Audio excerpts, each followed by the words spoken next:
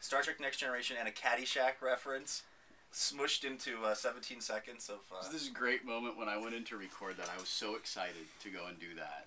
And I walked in and Seth was directing. And Seth says, so do you know, do you get the reference? And I proceeded to sort of quote half the movie back to him.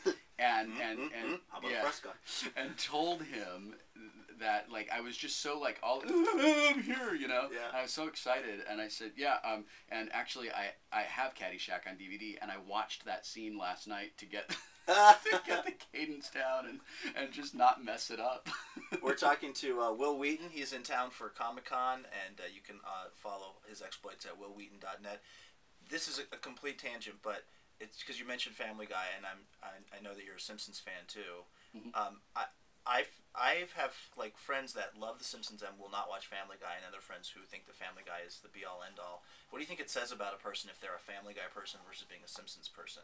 Family Guy reminds me of what The Simpsons was like before The Simpsons became kind of like part of the establishment. The Simpsons from about up to about season 4, I guess, which I guess when did they start, in 87? So like up to, or 88 or something like that. So like all I know is when a show comes up and it says 90, 91, 92, 93, like we're watching it. I don't care what it is. It's going to be great.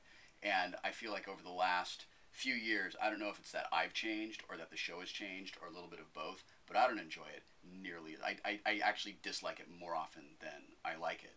And Family Guy, I feel like it's just a little more subversive. It's a little more random. I feel like it doesn't take itself as seriously, and it's not as part of the establishment as The Simpsons is. I think a Family Guy, people have to just realize that it's not going to have a plot. It's not going to have that sort of traditional structure. It's almost like a Twitter. It's like a tweet of comedy. Well, that's like what I loved 140 character bursts of weird non sequitur humor that can be really great. That's what I loved about The Simpsons.